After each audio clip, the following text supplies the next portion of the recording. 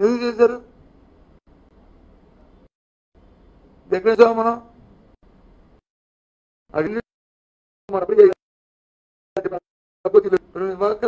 Direct గా reserve bank నుంచి లేకపోతే మన మన తీసుకోవచ్చు. అలాంటి ఫెసిలిటీలు వచ్చి ఇచ్చింది.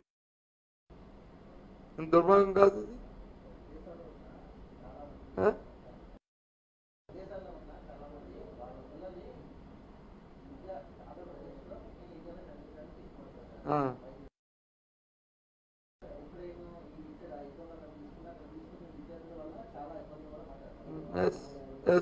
అందుకే కదా,